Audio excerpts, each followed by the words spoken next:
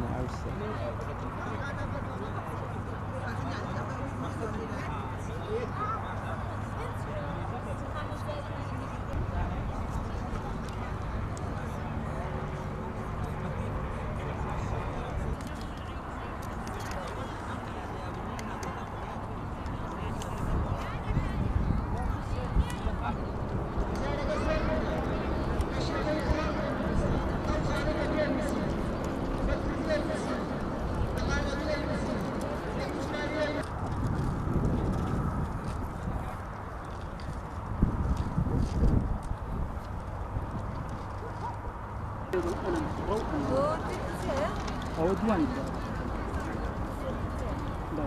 ومن الناس لنا وراسات وليرة ومن الناس بسرتها وليرة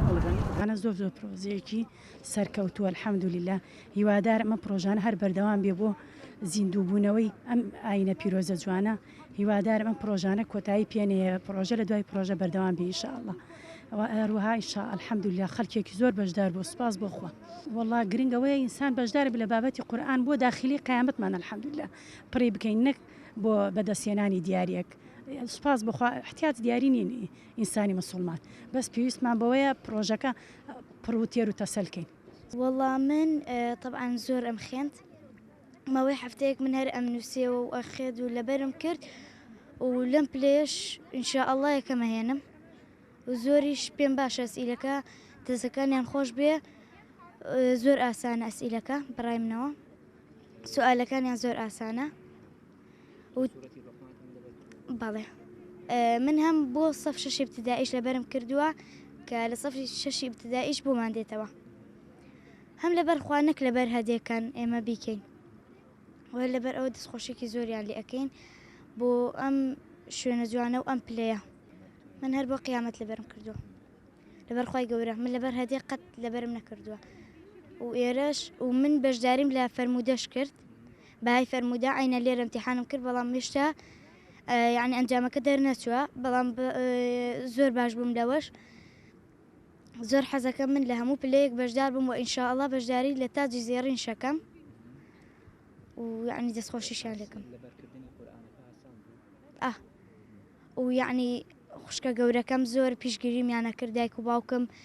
خوشکەکانم براکانم زۆر زۆر پیشگیریمیانە کرد لەم پلەیە و هەر بە بۆنەی ئەوانەوە من یعنی جوان جابندایەوە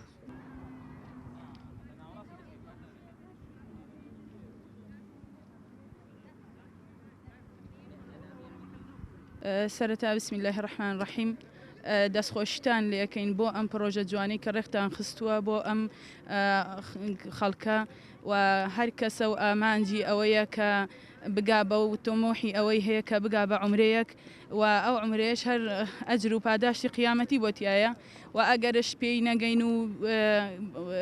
دەستمان نەگا بەو عمرەیە هیوادارین خوای پەروەردگار هەر کەلیمەیە کە چەند جارێک ئەو قورئانەمان خوێندێتەوە ئیشەڵا پاداشتێکی یەکجار گەورەمان بۆ نووسراوە و خێر و پاداشتێکی گەورەی ئەوانش ئەگاکە هەستاون بەڕێخستنی ئەم کارە جوانە بەڕاستی ئەم پرۆژانە پرۆژەیەکی زۆر زۆر بەسوودە بۆ گەنجان بە دەرەجەیەک گەنجانی موسڵمان چونکە ئێستا زۆر گەنج لە قورئانی پیرۆز بە دوورەوە کەوتە یعنی قورئانی پیرۆزی هەجر کردووە ئەم جۆرە پرۆژانەش یعنی گەنج گەرم و گوڕترەکە کەوا زیاتر بەرەو لای قورئانی پیرۆز ئەم وتە جوانانی خوای گەورەوە بێت و زیاتر گرنگی پێ بدات و زیاتر ئاشنا بێ بە دینی پاکەکەی خۆمان کە دینی ئیسلامە